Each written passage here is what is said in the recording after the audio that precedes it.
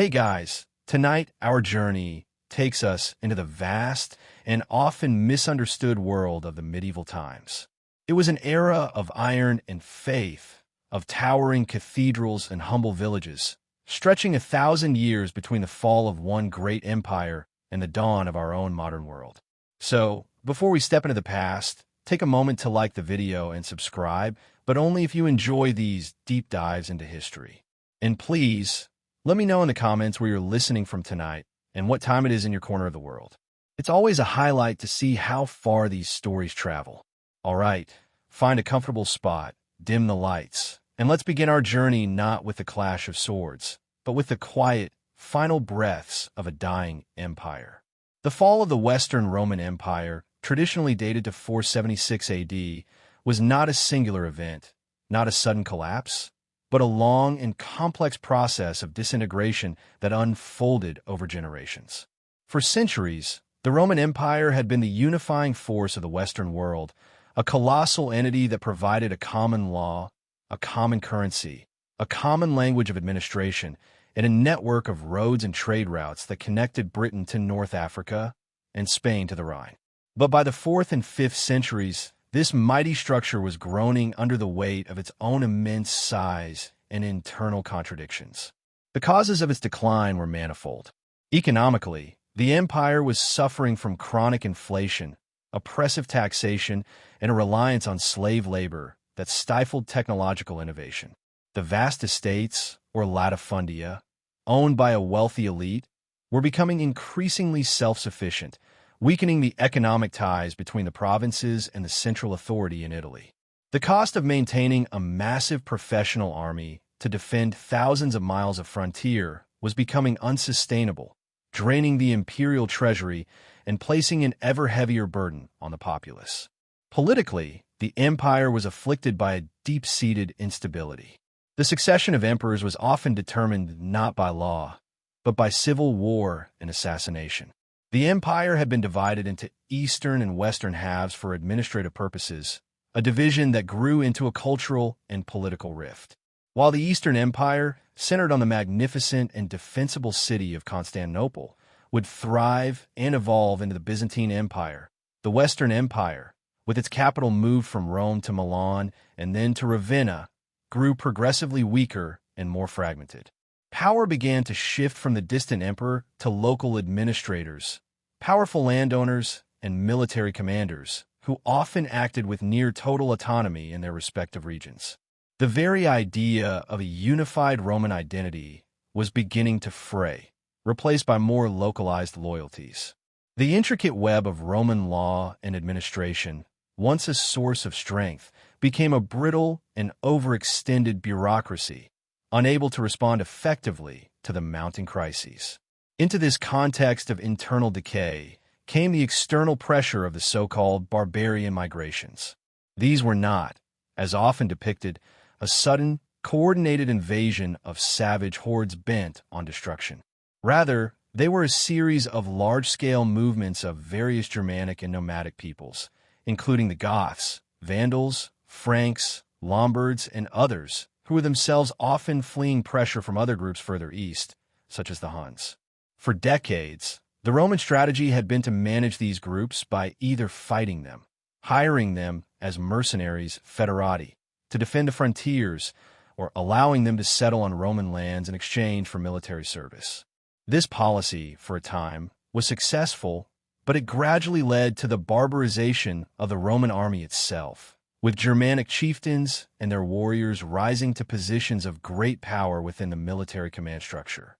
By the 5th century, the central government in Ravenna often had little real control over its own frontiers.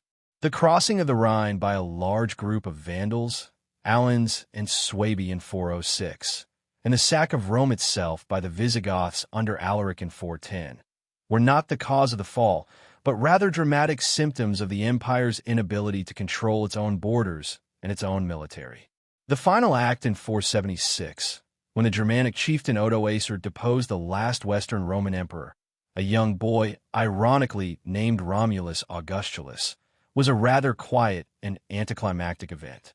For many people living in the provinces, life continued much as it had before, but the central political authority that had defined their world for half a millennium had finally and irrevocably dissolved.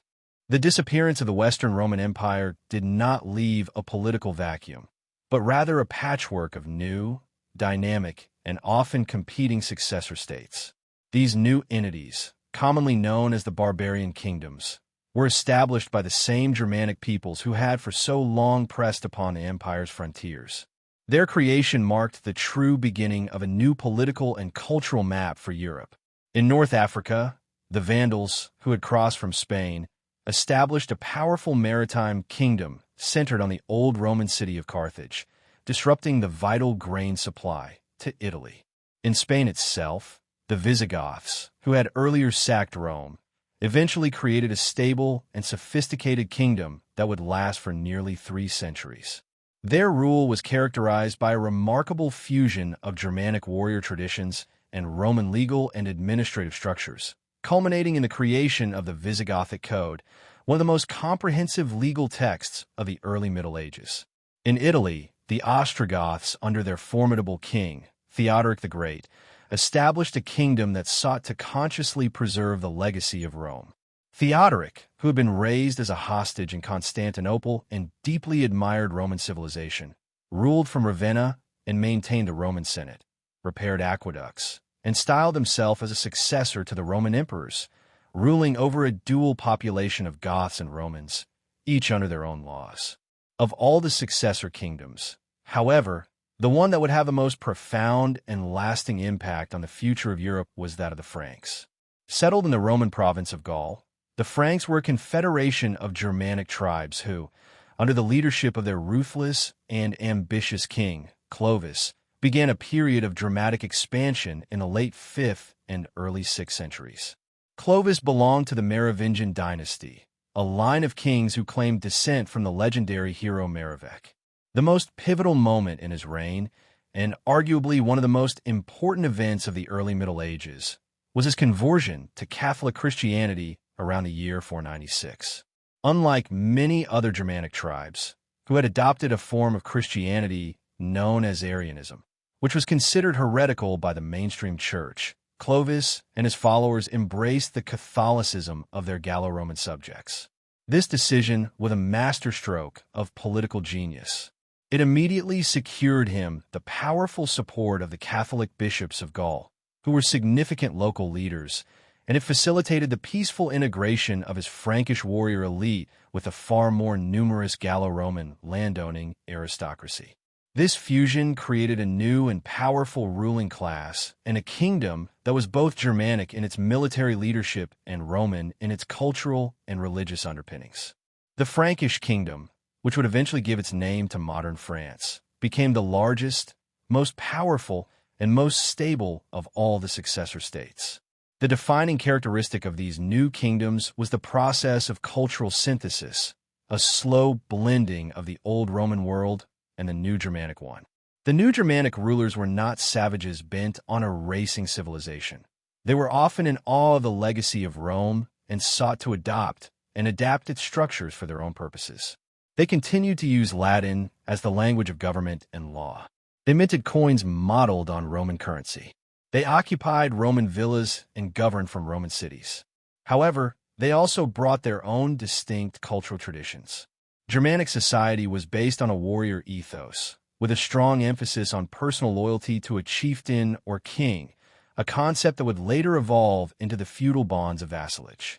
Their legal systems were based on customs of blood feuds and guild, a payment in compensation for a crime, which slowly began to merge with the codified, systematic principles of Roman law. This was a new, hybrid civilization. A world where the classical Mediterranean heritage of Rome was being filtered through and transformed by the culture of the northern European forests.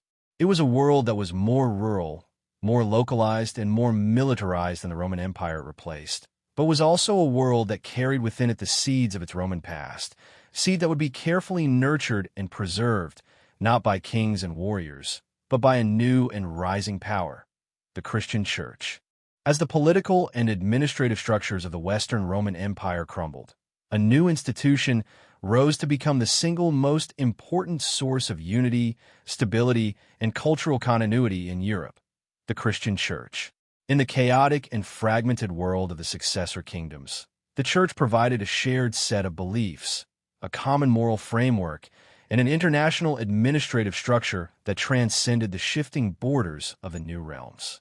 The authority of the Roman Empire had been replaced by the authority of God, and its earthly representative was the Bishop of Rome, the Pope. The papacy, based in the old imperial capital, began to assert not only spiritual authority over all of Western Christendom, but also increasing temporal and political influence, a process that would define much of medieval history. On a local level, bishops, who often came from the old Roman senatorial families, took on many of the roles of the former Roman governors.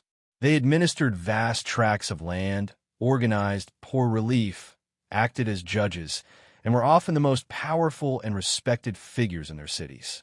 In a world of often illiterate Germanic kings, the clergy were the keepers of literacy, the administrators who could read, write, and understand the complexities of law and governance. The Church was the thread that connected the new, fragmented Europe, a spiritual empire that preserved the language and intellectual heritage of the Roman world it had outlasted. One of the most profound and influential developments within the Church during the early Middle Ages was the rise of monasticism. In a society that was often violent, uncertain, and materialistic, monasticism offered a radical alternative, a life dedicated entirely to the service of God, lived in a community apart from the secular world. The origins of Christian monasticism lay in the deserts of Egypt and Syria, with the Desert Fathers, hermits who sought spiritual purity through extreme asceticism and isolation. This tradition was brought to Western Europe and adapted into a communal or cenobitic form. The most significant figure in the history of Western monasticism was Saint Benedict of Nursia. Around the year 529, he established a monastery at Monte Cassino in Italy and wrote a set of regulations for his monks that came to be known as the Rule of Saint Benedict. The rule was a masterpiece of moderation and practicality. It rejected the extreme self-torture of the early desert hermits and instead prescribed a balanced and orderly life divided between communal prayer, sacred reading, and manual labor. Benedict's motto was Ora et labora, pray and work. The monastery was to be a self-sufficient and well-ordered community, a spiritual family led by an abbot, who was to be revered as a father figure. The Benedictine rule proved to be enormously successful, and its model was replicated in thousands of monasteries that sprang up across Europe, from the rugged coasts of Ireland to the forests of Germany. These monasteries became the spiritual powerhouses of the medieval world, but their influence extended far beyond religion. In an age of widespread illiteracy, monasteries were the primary centers of learning and education. Monks were often the only people in their regions who could read and write. One of their most crucial tasks was the copying of manuscripts. In the scriptorium, or writing room, of the monastery, monks would spend countless hours painstakingly copying not only the Bible and the writings of the Church Fathers, but also the classical works of Roman authors like Virgil, Cicero, and Ovid. Without the tireless labor of these monastic scribes, a vast portion of the literature and knowledge of the ancient world would have been lost forever. Monasteries were also centers of economic and agricultural innovation. The Benedictine emphasis on manual labor meant that monks became expert farmers, clearing forests, draining swamps, and experimenting with new crops and techniques, transforming the surrounding landscapes. They were self-sufficient communities that often managed vast estates, producing wine, cheese, and other goods. Furthermore, they served as havens of peace and refuge in a violent world, offering hospitality to travelers, care for the sick in their infirmaries, and charity for the poor. The monastery was a microcosm of the ideal Christian society, orderly, productive, and dedicated to God, a beacon of stability and learning in the turbulent sea of the early Middle Ages.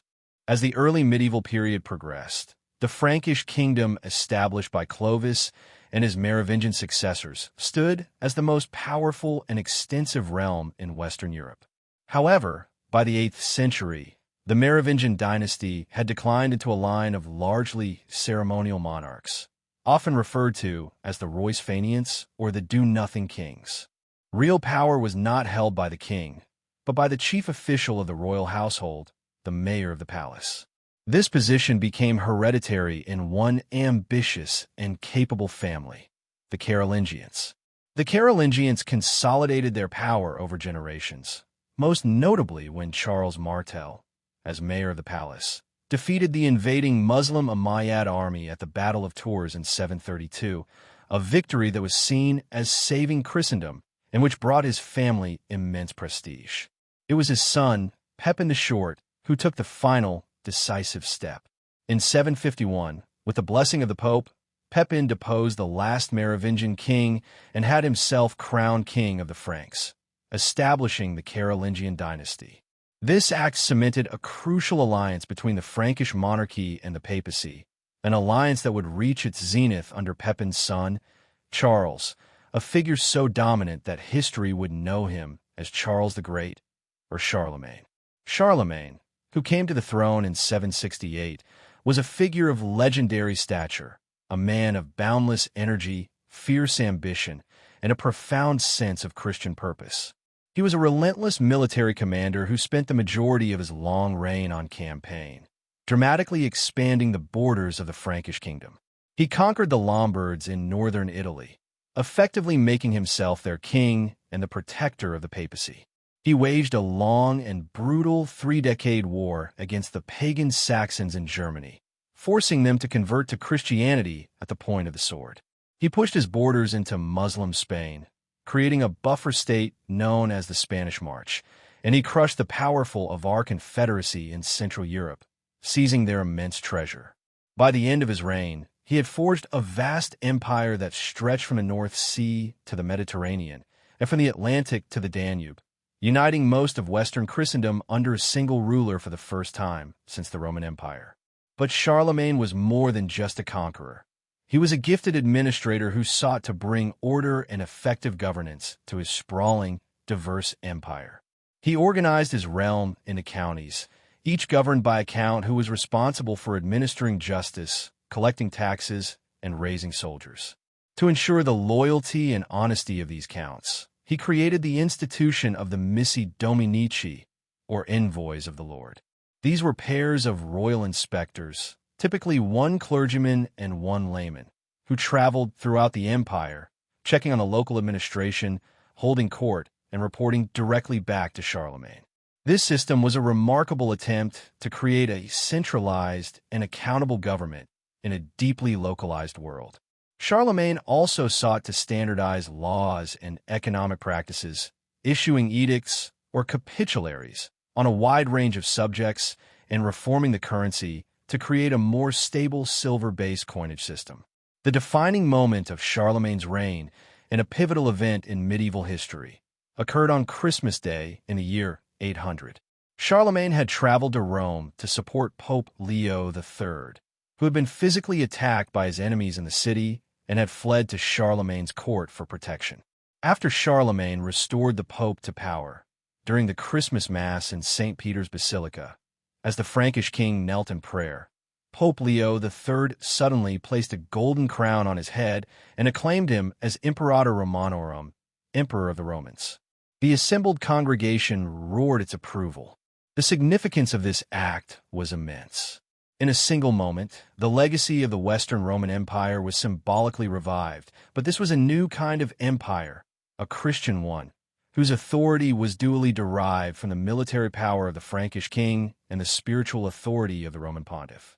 It cemented the alliance between the Carolingians and the papacy and established the enduring medieval political ideal of a unified Christendom, a Christian commonwealth governed by a partnership of emperor and pope. For Charlemagne, it was the culmination of his life's work, the formal recognition of his role as the leader and protector of the Christian West. Charlemagne's ambition was not limited to military conquest and political unification. He was also a fervent patron of learning and the arts, initiating a period of intellectual and cultural revival known as the Carolingian Renaissance. This was not a Renaissance in the same vein as the later Italian Renaissance, which was a broad cultural movement. Rather, the Carolingian Renaissance was a more focused, court-sponsored program with specific, practical goals. Charlemagne, though likely only semi-literate himself, had a deep respect for knowledge and was concerned by the poor state of education among the clergy and the lack of standardization in religious texts and practices throughout his empire. He believed that a strong, unified Christian empire required an educated and literate class of administrators and churchmen. To achieve this, he gathered the greatest scholars of his day from across Europe to his court at Aachen, which became the vibrant intellectual center of the empire. The leading figure of this intellectual revival was Alcuin of York, an English scholar and deacon whom Charlemagne recruited to lead his palace school. Alcuin was tasked with developing a standardized curriculum based on the classical Roman model of the 7 liberal arts, which was then implemented in cathedral and monastic schools throughout the empire. A primary objective was to produce corrected and more legible versions of the Bible and other essential religious texts, which had become corrupted over centuries of manual copying. To facilitate this, one of the most significant and lasting innovations of the era was developed: the Carolingian minuscule. This new script was a clear and elegant form of handwriting, featuring well-defined upper and lowercase letters and spaces between words, making text significantly easier to read and copy. Its clarity and beauty were such that it became the standard script in Europe for centuries, and it is the direct ancestor of the lowercase letters we use today. The scholars of the Carolingian Renaissance also played a crucial role in the preservation of classical knowledge. They actively sought out and copied the works of ancient Roman authors, ensuring that the intellectual heritage of the classical world would survive through the Middle Ages. Despite the brilliance of Charlemagne's reign, the vast empire he had built was held together largely by the force of his own personality and his personal relationships with the aristocracy. Its foundations were not strong enough to survive him for long. His son and successor, Louis the Pious, was a devout and well-meaning ruler, but he lacked his father's charisma and political skill. He struggled to maintain the loyalty of his powerful nobles and, most critically, to manage the competing ambitions of his own 3 sons, Lothair, Louis the German, and Charles the Bald. According to Frankish custom, a kingdom was treated as the personal property of the king, to be divided among his heirs.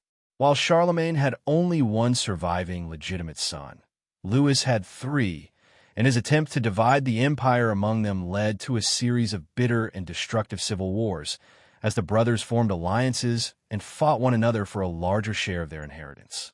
The unity of the Carolingian Empire was officially shattered in 843 with the signing of the Treaty of Verdun. After years of infighting, the 3 surviving grandsons of Charlemagne agreed to formally partition the empire. Charles the Bald received the western part of the realm, which would become the Kingdom of West Francia and, eventually, the Kingdom of France. Louis the German received the eastern territories, which would become East Francia, the nucleus of the later Holy Roman Empire and modern Germany. The eldest son, Lothair, received the imperial title in a long, awkward middle kingdom, known as Lotharingia, which stretched from the North Sea down through the Rhineland and into northern Italy. This middle kingdom, lacking any real geographic or cultural cohesion, would be a source of conflict between its western and eastern neighbors for the next 1,000 years. The Treaty of Verdun was more than just a political settlement. It was a foundational moment in the history of Europe. The great, unified Christian empire of Charlemagne was gone, replaced by 3 successor states whose linguistic and cultural differences were already becoming apparent. The dream of a unified Western Europe would persist as a powerful ideal, but the reality was one of fragmentation, a reality that would leave the divided kingdoms dangerously exposed to a new and terrifying wave of external threats. The fragmentation of the Carolingian Empire in the mid-9th century left Western Europe weak, divided, and vulnerable. The centralized military power that Charlemagne had wielded was gone, and the warring successor kingdoms were unable to mount a coordinated defense against the new and ferocious wave of invasions that began to batter the continent from all sides.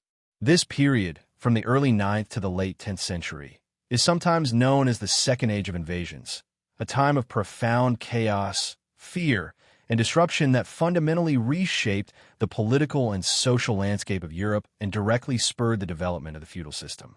The threats came from three main directions: from the north, the south, and the east. From the north came the Norsemen, or Vikings, from their homelands in Scandinavia. The Vikings were master shipbuilders and seafarers. Their signature vessel, the longship, was a masterpiece of naval engineering. Long, narrow, and with a shallow draft, it was fast, maneuverable, and capable of navigating both the open ocean and shallow inland rivers.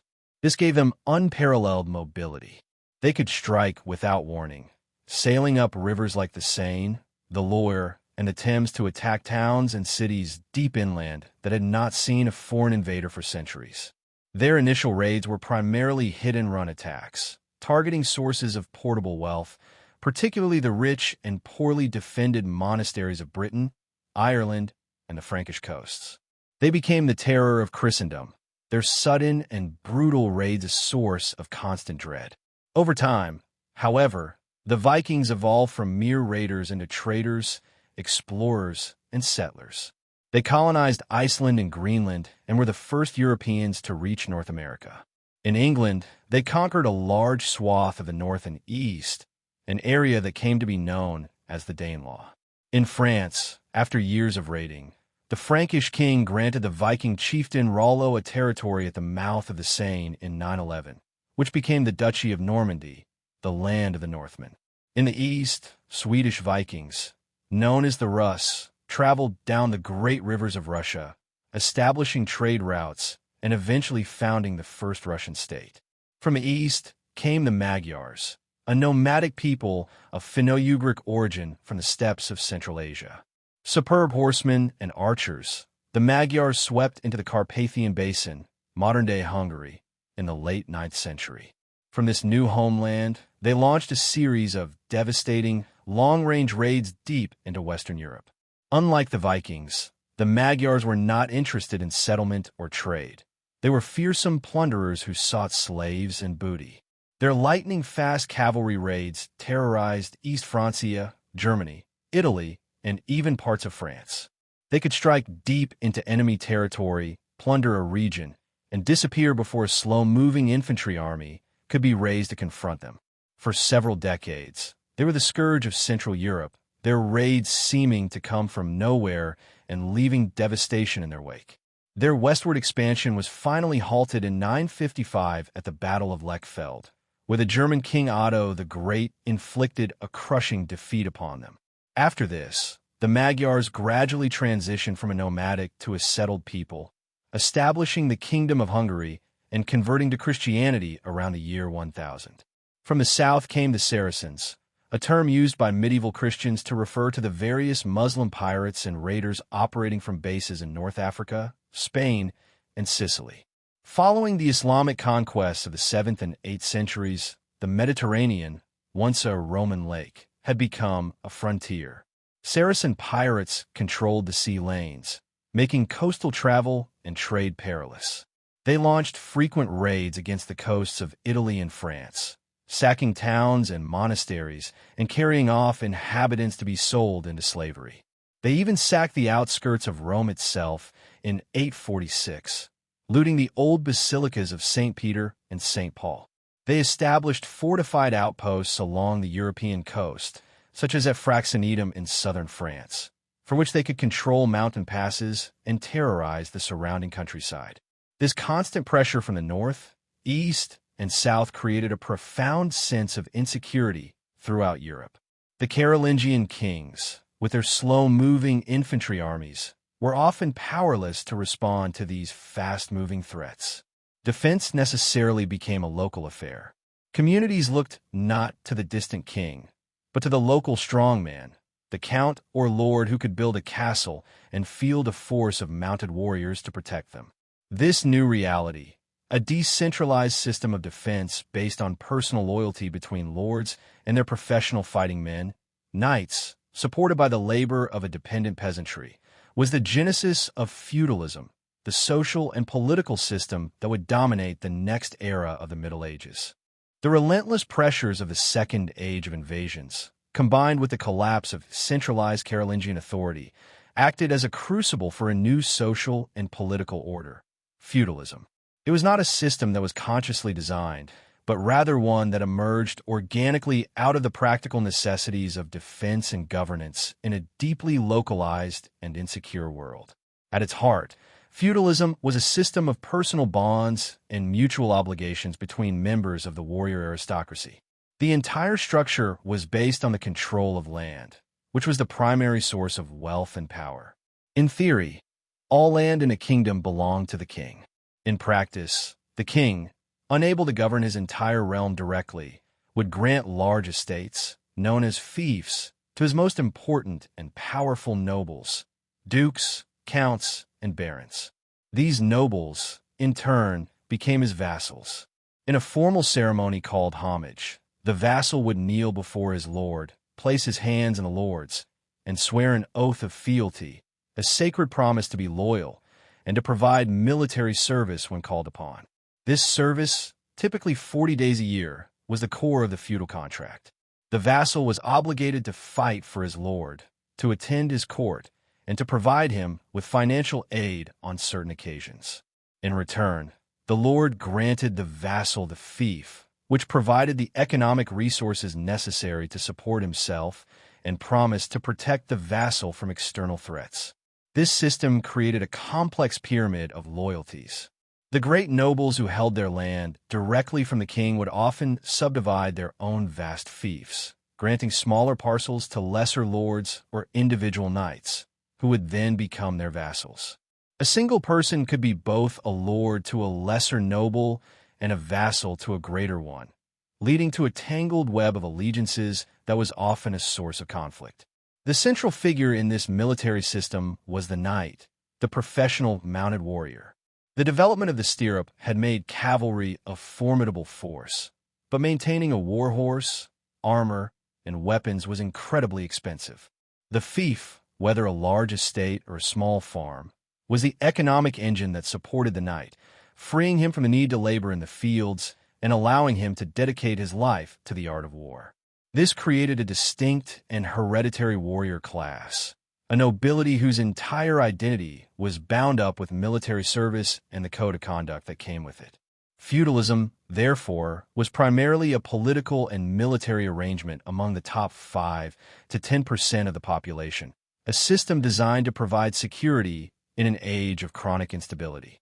The economic foundation that supported this entire feudal superstructure was a system known as manorialism. While feudalism described the relationship between lords and their vassals, manorialism described the relationship between the lord of a fief and the peasantry who worked his land. The manor was the basic economic unit of the medieval countryside, a largely self-sufficient agricultural estate. It typically consisted of a village, a church, the lord's manor house or castle, and the surrounding fields, pastures, and woodlands. The land was generally divided into 2 parts: the lord's personal land, known as the domain, and the land that was parceled out to the peasants for their own use. The peasantry, who made up the vast majority of the population, was not a uniform group. Some were free peasants, who owned their land or paid a fixed rent to the lord. However, the majority were serfs. A serf was not a slave. He could not be bought or sold, but he was not free either. He was legally bound to the land and could not leave the manor without the lord's permission. In exchange for a small plot of land to cultivate for his own family, the serf owed the lord a host of obligations. He had to work a certain number of days a week on the lord's domain, planting and harvesting his crops. He had to pay a portion of his own harvest to the lord as a tax. He had to use the lord's mill to grind his grain, his oven to bake his bread, and his wine press to make his wine, and he had to pay a fee for each of these services. His life was one of relentless toil, dictated by the changing of the seasons and the demands of his lord. Agriculture itself was organized around the three-field system, where one field was planted in the spring, another in the fall, and the third was left fallow to recover its fertility, a sustainable method that slowly increased agricultural yields over the centuries. This manorial system created a stable but static rural economy, a world of reciprocal, if highly unequal, obligations, where the labor of the many supported the military lifestyle of the few, creating the bedrock of the High Middle Ages. The High Middle Ages, roughly spanning from the year 1000 to 1300, was an era in which the Christian faith was the supreme and unifying force in Western Europe. The church was not merely a religious institution. It was an all-encompassing presence that permeated every aspect of life, from politics and law to art, architecture, and the daily routines of every man, woman, and child. Society was seen as a unified Christian commonwealth, or Christendom, and the head of this spiritual body was the Pope in Rome. During this period, the papacy reached the zenith of its power and influence, asserting its authority not only over the spiritual lives of Christians, but also over the secular rulers of Europe, the kings and emperors. This was an age of profound faith, where the sacraments of the Church guided a person from baptism at birth to the last rites at death. The central focus of life was salvation, and the path to salvation was through adherence to the doctrines and rituals of the Church. The fear of hell and damnation was a powerful and ever-present reality, while the promise of heaven offered hope and meaning in a life that was often short, difficult, and filled with suffering. Grand cathedrals, the Bibles of the poor, with their intricate stained-glass windows and sculptures depicting biblical stories, were being built across Europe, testament to the era's deep piety and the economic resources the Church could command. Pilgrimages to holy sites, such as Rome, Santiago de Compostela in Spain, or the Holy Land itself, were a popular and important form of religious devotion. This period of intense faith was also marked by a powerful movement for church reform. By the 10th and 11th centuries, many devout Christians had become concerned by the growing worldliness and corruption within a church. The practice of simony, the buying and selling of church offices, was widespread. Many priests were poorly educated and violated the rules of clerical celibacy. Bishops and abbots often acted more like secular feudal lords than spiritual shepherds, concerned more with their lands and political power than with the souls of their flock. The Reform movement originated in the Benedictine monastery of Cluny in France, founded in 910.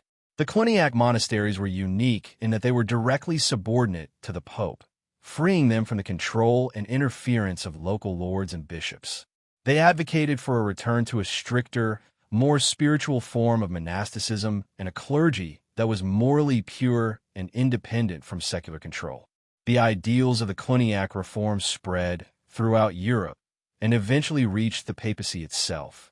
The culmination of this reform movement was the investiture controversy, a dramatic and prolonged power struggle between the papacy and the secular rulers of Europe, particularly the Holy Roman Emperor. The central issue was the practice of lay investiture, the custom by which a king or emperor would invest a newly appointed bishop or abbot with the symbols of his spiritual office, effectively controlling who was appointed to the most powerful positions within the church in his realm. The reformers in the church saw this as the primary source of corruption and secular interference. In 1075, a zealous and brilliant reformer, Pope Gregory VII, issued a decree formally condemning lay investiture and asserting the absolute authority of the Pope over all matters of the Church. This was a direct challenge to the power of the Holy Roman Emperor, Henry IV, who relied on the loyalty of the bishops he appointed to govern his vast and often rebellious empire. The conflict came to a head when Henry defied the Pope and continued to appoint his own bishops. In response, Gregory VII took the unprecedented step of excommunicating the emperor, absolving his subject from their oaths of fealty and inviting them to rebel.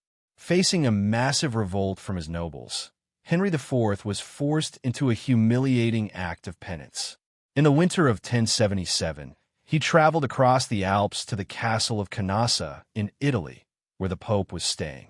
For 3 days, The most powerful secular ruler in Christendom stood barefoot in the snow outside the castle gates, dressed as a penitent, begging the Pope for forgiveness. Gregory eventually lifted the excommunication. While the political struggle would continue for decades, the scene at Canossa was a stunning demonstration of the newfound power and moral authority of the papacy. The investiture controversy, eventually settled by compromise in the Concordat of Worms in 1122, fundamentally altered the relationship between church and state, establishing the church as an independent and powerful institution that would continue to shape the destiny of Europe throughout the High Middle Ages. The profound religious fervor and the assertive power of the Reformed papacy that characterized the High Middle Ages culminated in one of the most extraordinary and consequential movements of the era, the Crusades.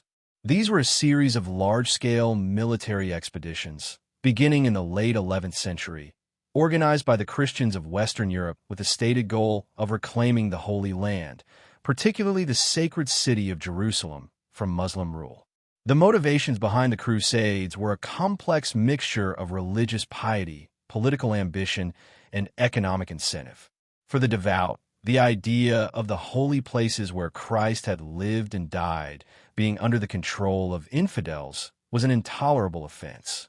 Pilgrimage to Jerusalem had become increasingly difficult and dangerous, and there was a genuine desire to secure safe passage for Christian pilgrims and to liberate the holy sites. For the knights and nobles of Europe, the Crusades offered an outlet for their martial energies and a unique opportunity to gain land, wealth, and prestige.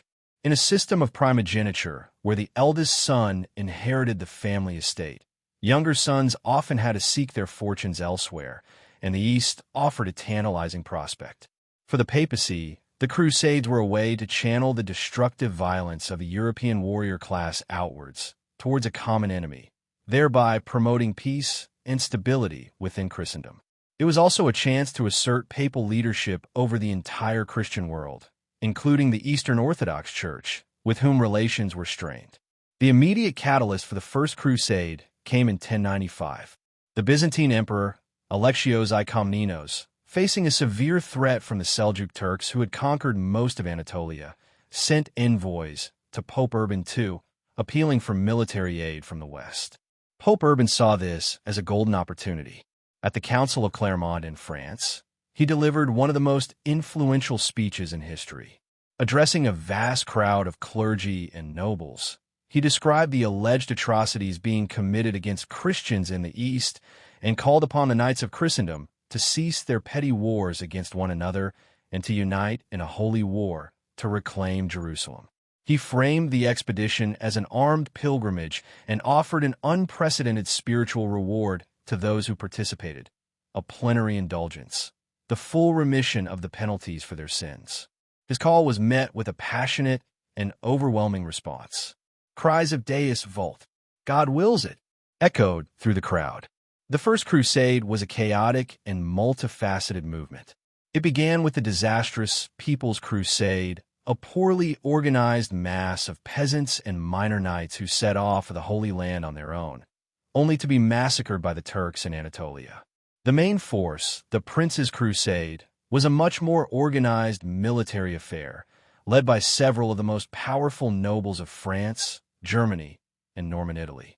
Despite their rivalries and the immense logistical challenges of marching an army thousands of miles through hostile territory, the First Crusade was, against all odds, a stunning success. The Crusaders benefited from the political disunity among the various Muslim states in the region. They successfully besieged and captured the great cities of Nicaea and Antioch. Finally, in the summer of 1099, after a grueling 3-year campaign, they reached the walls of Jerusalem. After a short siege, they stormed the city, unleashing a brutal and infamous massacre of its Muslim and Jewish inhabitants. With the capture of Jerusalem, the primary goal of the crusade was achieved. The Crusaders went on to establish 4 feudal states in the Levant: the Kingdom of Jerusalem, the County of Edessa, the Principality of Antioch, and the County of Tripoli. The success of the First Crusade inspired a series of subsequent expeditions over the next 2 centuries, though none would ever fully replicate its initial triumph. The Third Crusade, for example, was a massive effort led by the kings of Europe, including Richard the Lionheart of England, to recapture Jerusalem after it had fallen to the great Muslim Sultan Saladin. While it failed to retake the city, it ended in a truce that guaranteed unarmed Christian pilgrims access to the holy sites. Other crusades were less successful or were diverted by political and economic interests, such as the Fourth Crusade, which ended with the shocking sack of the Christian city of Constantinople. The long-term consequences of the Crusades were profound. They led to a significant increase in trade and cultural exchange between Europe and the Middle East, as returning crusaders brought back new goods, technologies, and ideas. They enhanced the wealth and power of the Italian city-states like Venice and Genoa, which provided the transportation and financing for the expeditions. However, they also fostered a legacy of deep-seated religious intolerance and animosity between the Christian and Islamic worlds, and further embittered relations between the Western Catholic and Eastern Orthodox churches, leaving a complex and often bloody legacy that would echo for centuries to come. While the High Middle Ages was an era defined by its feudal military structure and its profound religious faith, it was also a period of significant economic and social change. One of the most important developments was the gradual revival of urban life and the expansion of trade and commerce. After the collapse of the Roman Empire, Western Europe had become overwhelmingly rural, a society of manors and villages. Cities had shrunk dramatically, with many becoming little more than fortified administrative centers for bishops or local lords. However, beginning in the 11th century, towns and cities began to experience a remarkable resurgence. This urban revival was fueled by several factors. A period of warmer climate and new agricultural techniques, like the three-field system and a heavy plow, led to an increase in food production and a significant growth in population. This agricultural surplus meant that not everyone had to work the land to survive, freeing up people to pursue other trades. At the same time, the relative increase in stability as the age of invasion subsided and feudal lords imposed a degree of local order, made travel and trade safer and more viable. As a result, old Roman cities began to grow again, and new towns sprang up at strategic locations, such as crossroads, river crossings, and near the protection of a castle or monastery. These towns became bustling centers of production and commerce, attracting merchants, artisans, and runaway serfs. A famous German saying, "Stadtluft macht frei," town air makes you free, reflected a common legal principle. If a serf could escape from his manor and live within the walls of a town for a year and a day, he was considered a free man. This promise of freedom and economic opportunity drew many to the burgeoning urban centers. The towns developed a unique social and political character, distinct from the feudal countryside. As they grew in wealth, the townspeople, known as burghers or the bourgeoisie, began to demand a greater degree of self-governance. They would pool their resources to purchase a charter of liberties from the local king or lord. This charter would grant the town the right to govern itself through an elected council, to have its own courts, and to collect its own taxes, freeing them from the direct and often arbitrary rule of a feudal noble. Life and work within these towns were meticulously organized by a powerful new institution, the guild. Guilds were associations of people engaged in the same trade or craft, and they dominated the economic and social life of the medieval city. There were two main types. Merchant guilds were the first to appear, comprised of the long-distance traders who brought goods like spices, silks, and other luxuries into the town. They worked to secure monopolies on trade, to regulate prices, and to protect their members on dangerous trade routes. As towns grew, craft guilds became more prominent. Every skilled trade, from weaving and shoemaking to baking and masonry, had its own guild. The craft guilds served several crucial functions.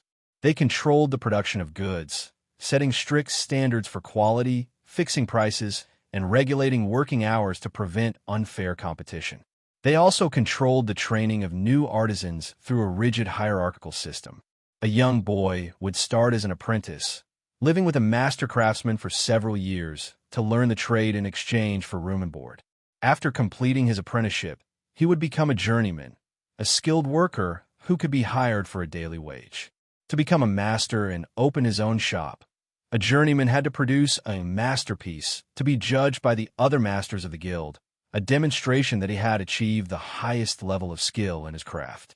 Guilds also served as social and religious organizations, providing financial support for sick members, caring for the widows and orphans of deceased masters, and participating as a group in religious festivals.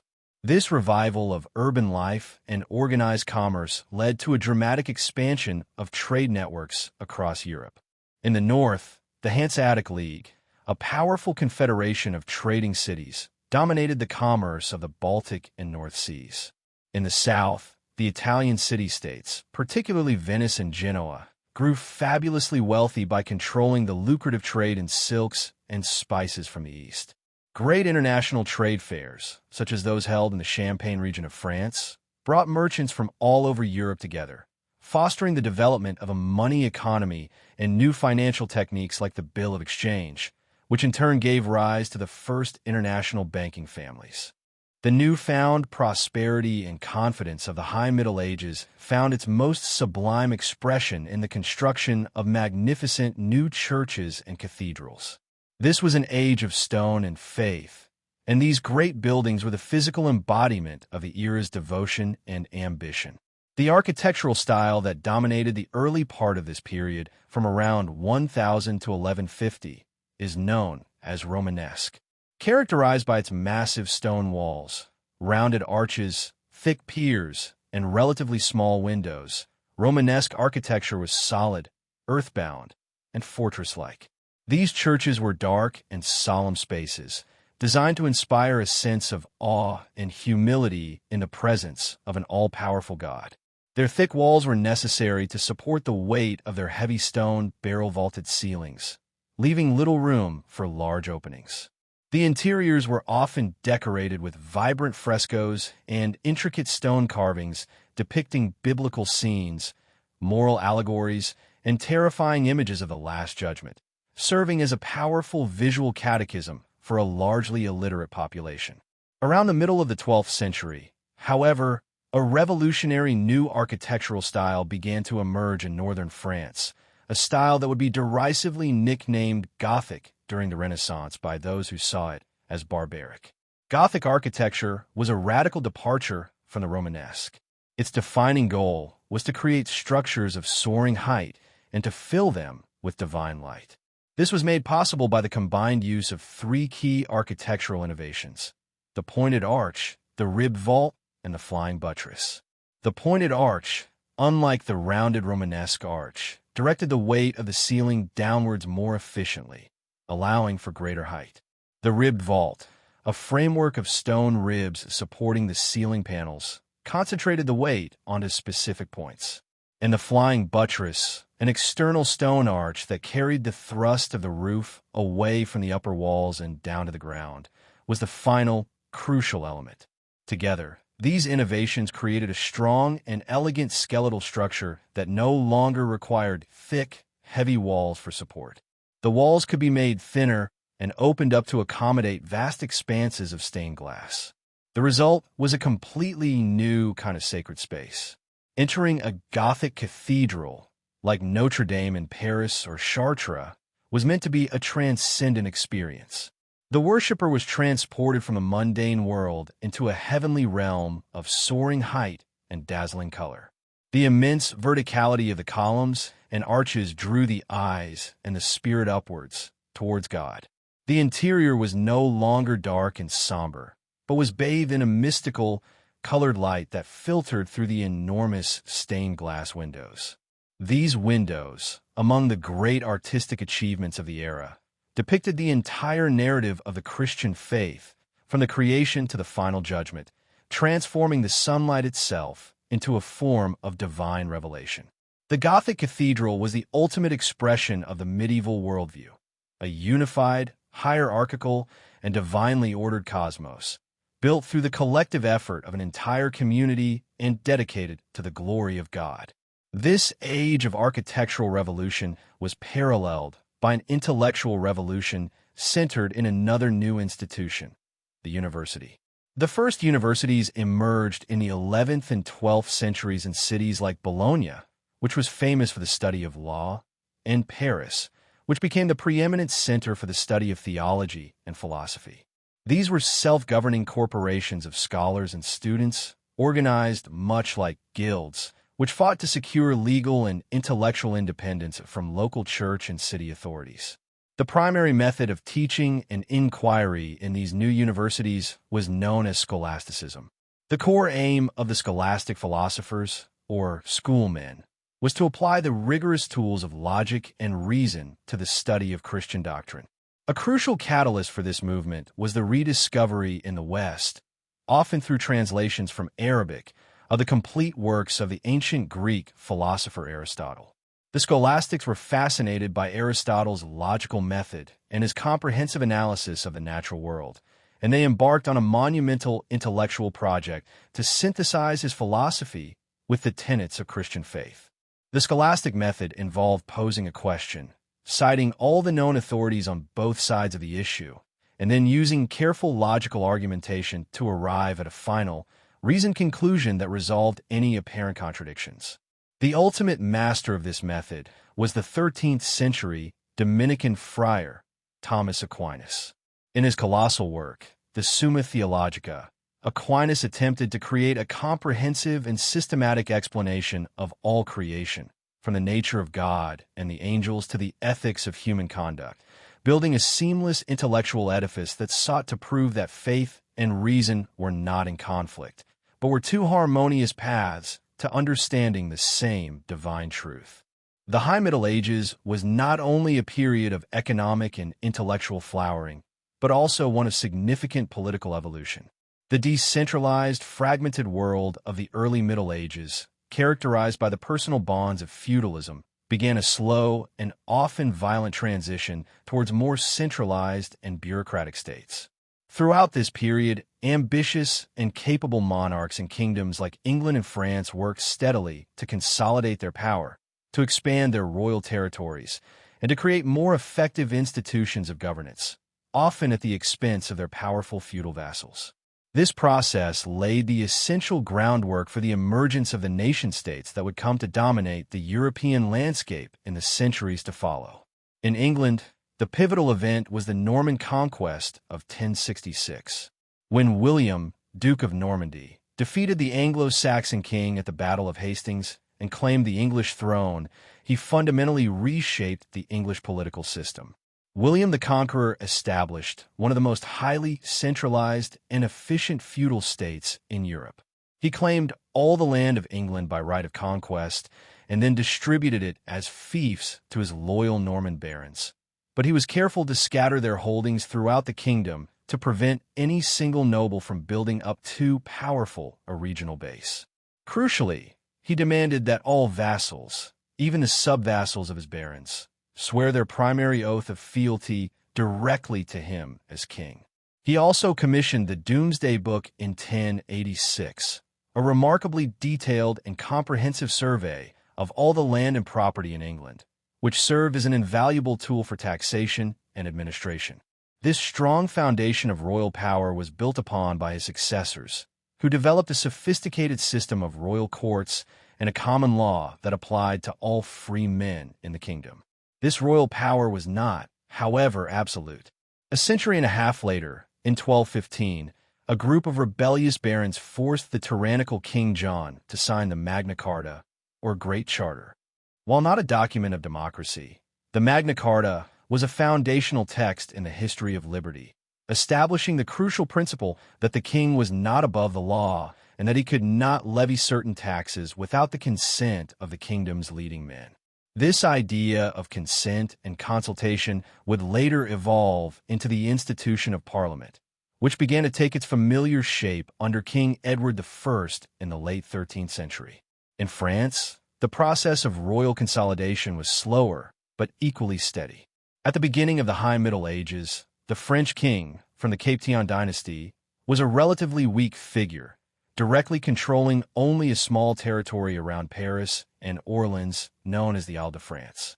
The rest of the kingdom was controlled by powerful dukes and counts, such as the Duke of Normandy, who was also the King of England, and the Duke of Aquitaine, who were technically the king's vassals but often acted as independent rulers.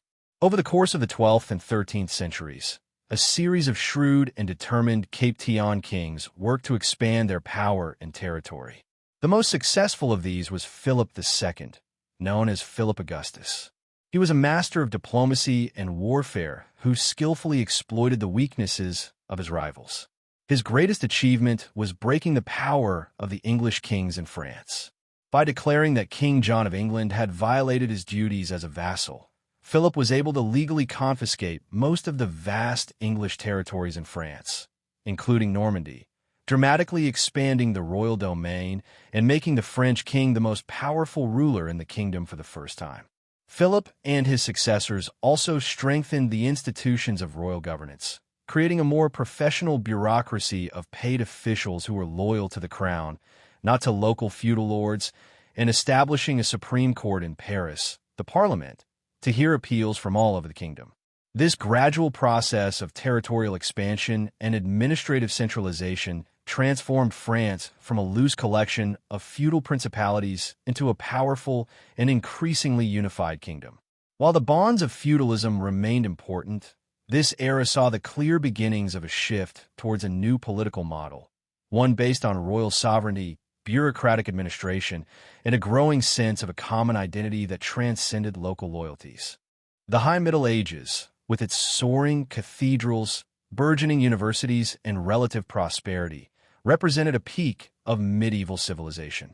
The population of Europe had grown steadily for centuries, supported by a period of favorable climate known as the medieval warm period and the steady, if slow, improvements in agricultural technology. By the year 1300, Europe was more populous than it had ever been. But this world, which seemed so confident and divinely ordered, was standing on a precarious foundation. The agricultural system, based on the manorial economy, was straining to support the large population. Most of the good arable land was already under cultivation, and people were beginning to farm more marginal, less fertile lands. The society had little margin for error. It was a world that was deeply vulnerable to any significant disruption in its food supply. In the early 14th century, that disruption arrived with catastrophic force. The climate of Europe began to change. The medieval warm period came to an end, and a colder, wetter period known as the Little Ice Age began. The consequences were immediate and devastating. Beginning in the spring of 1315, a period of relentless and unseasonably cold rain began to fall across northern Europe, and it did not stop. The rains continued through the summer and into the autumn, turning fields into impassable seas of mud. Seeds rotted in the ground before they could sprout. The harvests were a catastrophic failure. This was not a single bad year. The terrible weather returned in 1316 and again in 1317. This event became known as the Great Famine, a prolonged period of near-total crop failure that plunged much of Europe into starvation. The effects were horrific. The price of grain and other basic foodstuffs skyrocketed, far beyond the reach of the common peasantry. People ate their seed grain, ensuring that there would be nothing to plant for the following year. They ate their draft animals, crippling their ability to plow the fields. The chronicles of the time are filled with harrowing accounts of widespread starvation, of people foraging for roots, grasses, and bark in the forests, and of a desperate populace weakened by malnutrition and susceptible to disease. Epidemics of typhoid, dysentery, and other illnesses swept through the starving communities. Social order began to break down. Reports of cannibalism, though likely exaggerated, reflect the sheer desperation of the time. The Great Famine, which may have killed between 10 and 15% of the population in some areas, was a traumatic shock to the European system. It shattered the optimism of the previous centuries and revealed the deep fragility of medieval society.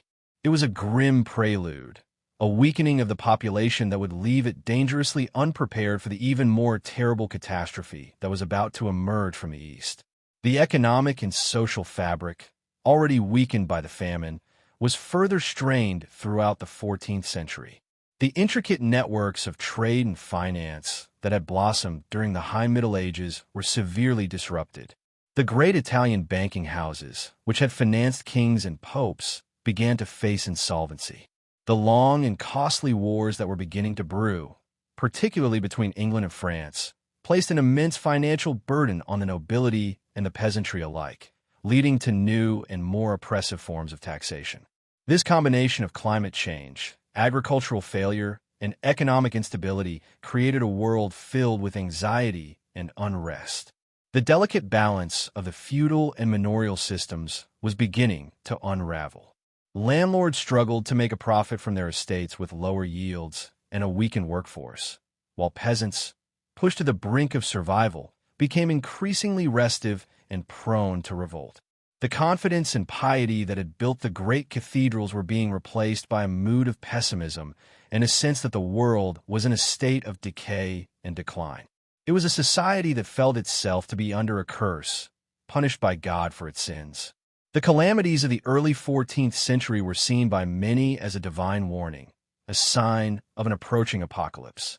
They had no way of knowing that the true apocalypse was still to come, and that it would arrive not as a famine from the sky, but as an invisible pestilence carried on the backs of rats and the decks of trading ships.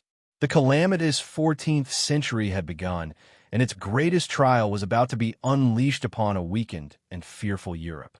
In the autumn of 1347, a fleet of 12 Genoese trading galleys sailed into the harbor of Messina, Sicily, returning from their trading posts on the Black Sea. The ships brought with them silks, spices, and a horrific, unseen passenger. The townspeople who greeted the ships were met with a ghastly sight. Most of the sailors aboard were either dead or dying, their bodies covered in strange, black swellings that oozed blood and pus. The Sicilian authorities, in a panic, ordered the death ships out of their harbor, but it was too late. The pestilence was already ashore. This was the arrival in Europe of the Black Death, the most devastating pandemic in human history. The disease was bubonic plague, caused by the bacterium Yersinia pestis, a pathogen that lived in the blood of wild rodents.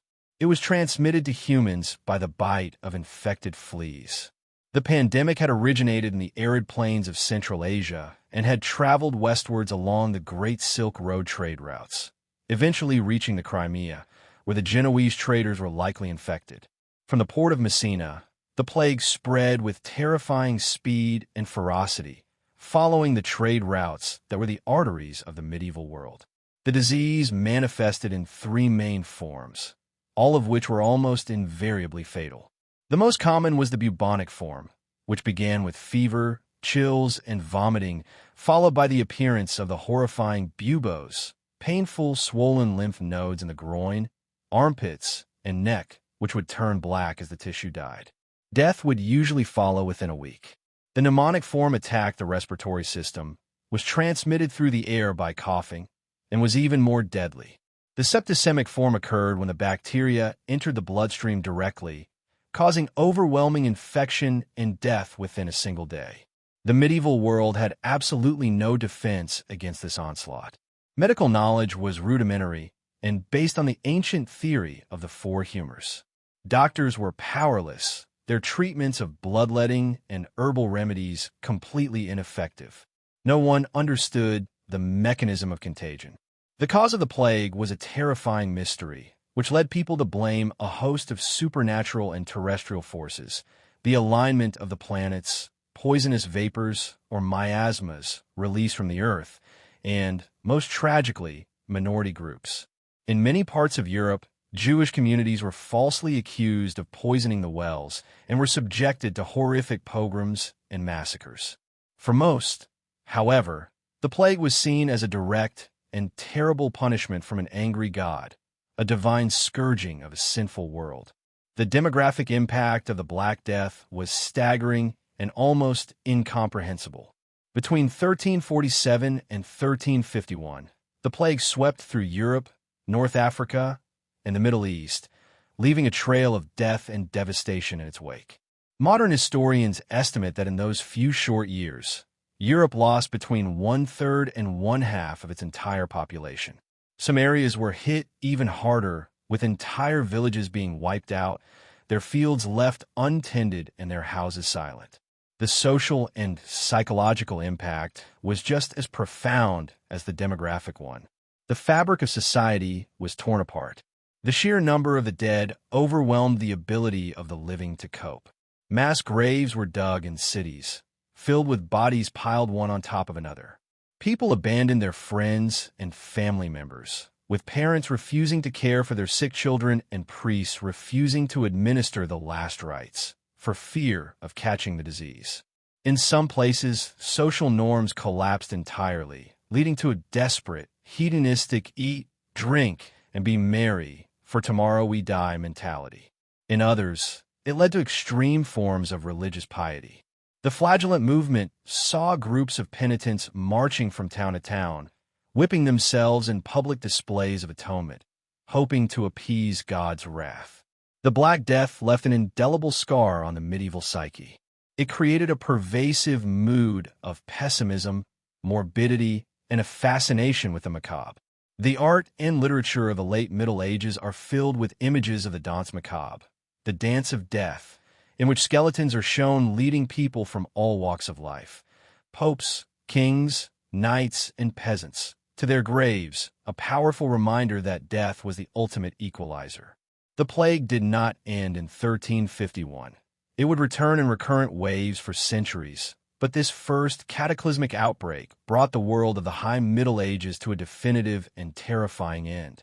The devastating blows of famine and plague were compounded by a crisis in the great universal institutions that had structured and defined the High Middle Ages. The 14th century witnessed a dramatic breakdown in the authority and prestige of both the secular power of the Holy Roman Empire and, even more critically, the spiritual power of the papacy. At the same time, the two most powerful and centralized kingdoms in Europe, England and France, embarked on a long and ruinous conflict that would drain their resources and fundamentally alter the nature of warfare. This was an age where the old certainties were collapsing, and the established order seemed to be unraveling at every level. The conflict that would come to be known as the 100 Years' War began in 1337. It was not a single continuous war, but rather a series of conflicts punctuated by truces and periods of peace fought between the ruling dynasties of England and France. The causes were complex, a mixture of dynastic claims and long-standing territorial disputes. The English kings, as Dukes of Aquitaine, were still vassals of the French king for their lands in France, a remnant of the old feudal order that created constant friction. The immediate trigger was a succession crisis in France. When the last Capetian king died without a direct male heir, King Edward III of England, whose mother was a French princess, laid claim to the French throne. The French nobility, however, rejected his claim and crowned a French cousin, Philip VI of the Valois dynasty. Edward eventually responded by invading France, and the long war began. The early stages of the war were marked by stunning and unexpected English victories, most notably at the battles of Crécy in 1346 and Poitiers in 1356. These battles signaled a military revolution. The English armies, composed largely of professional foot soldiers and archers equipped with the formidable longbow, were able to annihilate the much larger French armies, which still relied on the traditional feudal charge of heavily armored aristocratic knights. The age of chivalry and the dominance of the mounted knight, the cornerstone of the old feudal military system, was coming to a bloody and decisive end. At the same time that the secular order was being torn apart by war, the spiritual leadership of Christendom was collapsing into scandal and division. The crisis of the Church began in the early 14th century, when, due to political instability in Rome, the newly elected French Pope, Clement V, moved the papal court to the city of Avignon in southern France. For the next 7 decades, from 1309 to 1376, the popes, all of them French, resided in Avignon under the strong influence of the French monarchy. This period, known as the Avignon Papacy or the Babylonian Captivity, was a disaster for the prestige and authority of the Church. The papacy was seen by many, particularly its political enemies like England and the Holy Roman Empire, as a mere puppet of the French king.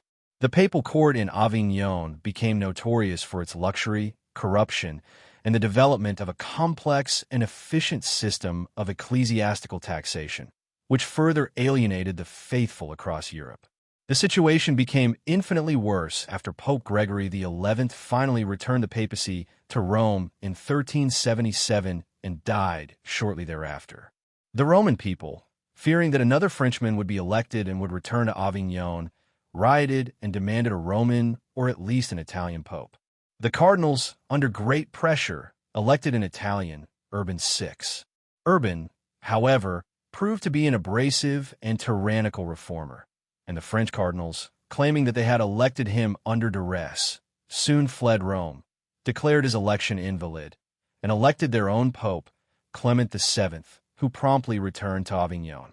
This was the beginning of the Great Western Schism, a scandalous and unprecedented crisis that would last for nearly 40 years. There were now two rival popes, one in Rome and one in Avignon, each claiming to be the one true successor of St. Peter. Each pope excommunicated the other and his followers, dividing the allegiance of Christendom along political lines. France, Scotland, and the Spanish kingdom supported the pope in Avignon, while England, the Holy Roman Empire, and most of Italy supported the pope in Rome. At one point, a council convened to solve the crisis ended up electing a third pope, creating a situation where three men all claimed to be the infallible head of the church. This schism was a spiritual catastrophe. It shattered the unity of Western Christendom and exposed the highest levels of the church as being consumed by petty politics and ambition. The widespread disillusionment and disgust with the institutional church that this crisis created would plant the seeds of dissent that would eventually blossom into the Protestant Reformation a century later. As the tumultuous 14th century gave way to the 15th, the crises that had shaken the medieval world to its core began to act as catalysts for profound and lasting change. The long, grinding conflict of the Hundred Years' War between England and France entered its final and most dramatic phase. In the early 1400s, the situation for the French monarchy was desperate. An English king, Henry V, had renewed the English claim to the French throne and, after his stunning victory at the Battle of Agincourt in 1415, had conquered vast swathes of northern France. The French kingdom was fractured, with the English and their Burgundian allies controlling Paris itself, while the uncrowned French heir, the Dauphin Charles, ruled a rump state south of the Loire River. It was at this moment of near-total collapse that one of the most remarkable figures in all of history emerged. A young peasant girl from a remote village named Joan of Arc, claiming to be guided by divine visions and the voices of saints. Joan convinced the beleaguered Dauphin to grant her command of the French army.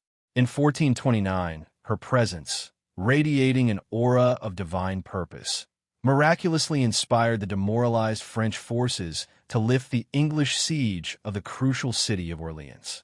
This victory was a pivotal turning point in the war.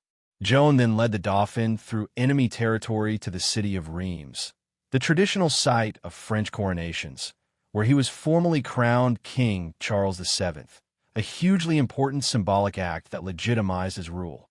Though Joan was later captured by the Burgundians, sold to the English, and tragically tried and executed for heresy in 1431, her impact was immense. She had awakened a new and powerful sense of national identity and unity among the French people. Inspired by her martyrdom, the French forces began a long and successful campaign to drive the English out of their lands. The nature of the French army itself had changed. It was no longer a temporary feudal levy of knights, but a permanent professional standing army, paid for by the king and equipped with a powerful new weapon, gunpowder artillery. These new French cannons were able to systematically reduce the walls of the castles that the English had long held. The war finally came to an end in 1453, with the French victory at the Battle of Castillon. After more than a century of conflict, the English were expelled from all of their French territories, with the sole exception of the port city of Calais. The Hundred Years' War had a transformative effect on both kingdoms. It devastated much of France, but ultimately forged a powerful, centralized French monarchy with a strong sense of national identity. In England, the defeat contributed to a period of bitter internal strife and civil war known as the Wars of the Roses. This was a dynastic conflict fought between two rival branches of the royal family: the House of Lancaster, symbolized by the red rose, and the House of York, symbolized by the white rose. For 30 years, the great noble families of England battled for control of the throne, a bloody and destructive conflict that effectively marked the death knell of the old English feudal aristocracy. The wars finally ended in 1485 at the Battle of Bosworth Field, where Henry Tudor, a Lancastrian claimant, defeated the Yorkist king Richard III and established the powerful Tudor dynasty, paving the way for the strong, centralized monarchy of the early modern period. The old medieval world of decentralized feudal power was giving way to the more familiar political landscape of unified and competing nation-states. While England and France were forging their national identities through war, two events occurred in the middle of the 15th century that would fundamentally reorient the map of the world and the landscape of the human mind. The first of these took place in the East, at the crossroads of Europe and Asia. In 1453, the same year the Hundred Years' War ended, the city of Constantinople, the magnificent capital of the Byzantine Empire, fell to the armies of the Ottoman Sultan, Mehmed II. The Byzantine Empire, the direct continuation of the Eastern Roman Empire, had survived for 1,000 years after the fall of Rome in the West, serving as a bastion of Orthodox Christianity and a repository of classical Greek learning. But by the 15th century, it was a shadow of its former self, a small and beleaguered state surrounded by the powerful and expanding Ottoman Empire. The final siege of the city was an epic confrontation. Mehmed II brought to bear a new and terrifying weapon: massive bronze cannons, some of the largest the world had ever seen, which relentlessly battered the city's legendary triple walls. After a 53-day siege, the Ottoman forces finally breached the defenses and stormed the city, bringing the 1,000-year history of the Byzantine Empire to a dramatic and violent end. The fall of Constantinople was an event of immense symbolic and strategic importance. For the Christian West, it was a traumatic blow, the loss of one of the great historic centers of their faith. Strategically, it marked the consolidation of Ottoman power in the Eastern Mediterranean and the Balkans, creating a powerful new Islamic empire that would be a major player in European politics for centuries to come. The fall also had profound economic and cultural consequences. The old, lucrative land and sea routes to the spices and silks of the East, long controlled by Christian and Venetian merchants, were now under the control of the Ottomans, who imposed heavy taxes. This economic pressure would provide a powerful incentive for the maritime nations of Western Europe, like Portugal and Spain, to seek new, all-water routes to Asia, a quest that would ultimately lead to the Age of Discovery. Culturally, the fall of the city prompted a wave of Byzantine scholars and intellectuals to flee westward, particularly to the city-states of Italy. They brought with them a treasure trove of classical Greek manuscripts and a deep knowledge of Greek language and philosophy that had been largely lost to the Latin-speaking West. This influx of classical learning was a crucial catalyst for the burgeoning intellectual movement that was already underway in Italy, the Renaissance. The second pivotal event of the mid-15th century was a quiet technological revolution that would have an even more profound impact on the course of history than the fall of any city. Around the year 1450, in the German city of Mainz, a goldsmith named Johannes Gutenberg perfected a method of printing using movable metal type. While printing using woodblocks had existed for some time, Gutenberg's invention, which combined a durable metal alloy for the type, a viscous oil-based ink, and a modified wine press to apply even pressure, was a radical innovation. For the first time, it was possible to produce text in large quantities, quickly and relatively cheaply. Compared to the laborious and error-prone process of copying a book by hand, which could take a single monk months or even years, the printing press was a revolutionary leap forward. The impact was immediate and transformative. The invention spread rapidly across Europe, and by the year 1500, printing presses had been established in over 200 cities and had produced some 20 million books. This explosion of printed material, the first information revolution in history, fundamentally altered the intellectual landscape of Europe. It made books and knowledge accessible to a much broader audience beyond the clergy and the wealthy elite, helping to fuel a dramatic increase in literacy. It allowed for the rapid and widespread dissemination of new ideas, which would be a crucial factor in the success of the Protestant Reformation and the scientific revolution in the following centuries. And by printing books in vernacular languages, not just Latin, it helped to standardize those languages and foster a greater sense of common national identity. The age of the scribe was over. The age of print had begun. As the 15th century drew to a close, the cumulative effects of the crises and innovations of the late Middle Ages gave rise to a new cultural and intellectual climate that signaled a definitive break with the medieval worldview. This new spirit first found its most vibrant expression in the wealthy and politically dynamic city-states of Italy, such as Florence, Venice, and Rome. This cultural rebirth, which we now call the Italian Renaissance, was not a sudden event, but a gradual shift in perspective, a new way of looking at the world, at humanity, and at the past. At the heart of the Renaissance was an intellectual movement known as humanism.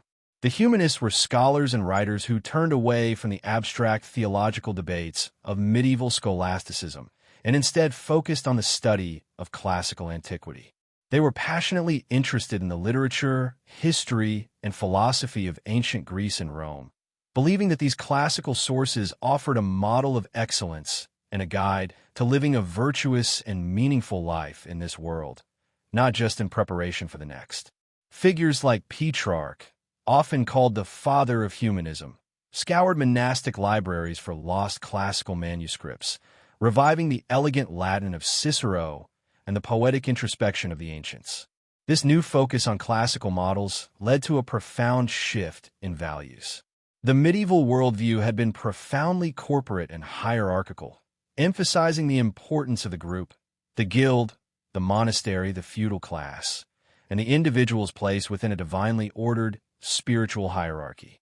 The Renaissance, by contrast, celebrated the individual, promoting the ideal of the Renaissance man, a multi-talented individual who could excel in a wide range of fields, from art and science to politics and literature. There was a new confidence in the power of human reason and creativity, a belief in the dignity and potential of humankind. This new spirit found its most glorious expression in the art of the period.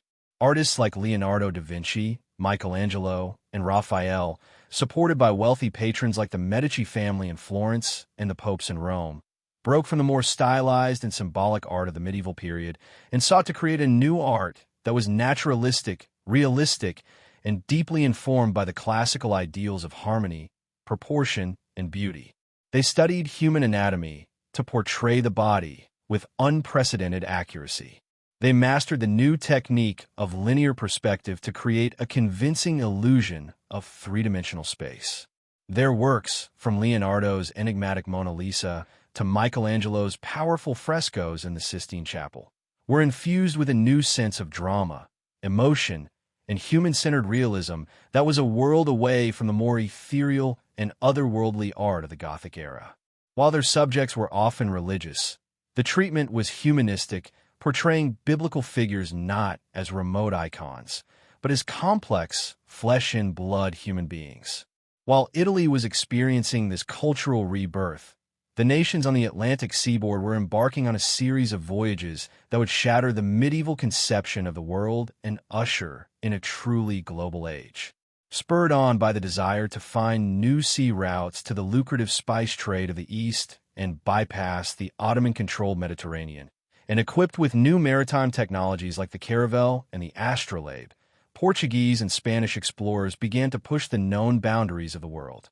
Throughout the 15th century, Portuguese navigators, under the patronage of Prince Henry the Navigator, methodically explored and mapped the coast of Africa, establishing trading posts and pushing ever further south. Finally, in 1498, Vasco da Gama successfully rounded the Cape of Good Hope and reached India, opening a direct sea route to the Spice Islands. Just a few years earlier, in 1492, the Genoese explorer Christopher Columbus, sailing in the service of Spain, had set out on a bold and miscalculated voyage westward, hoping to reach Asia.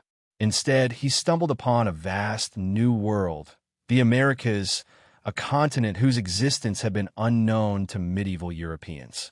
These voyages of discovery had a profound and immediate impact. They reoriented the economic center of Europe away from the Mediterranean and towards the Atlantic. They initiated a period of European colonial expansion and global trade that would reshape the world. And, most fundamentally, they shattered the closed, tripartite world map of the Middle Ages, revealing a planet that was far larger, more diverse, and more complex than medieval Christendom had ever imagined. The fall of Constantinople, the invention of the printing press, the flourishing of the Renaissance, and the discovery of the Americas. These events of the late 15th century collectively mark the definitive end of the medieval era and the dawn of a new, dynamic, and globally interconnected early modern world.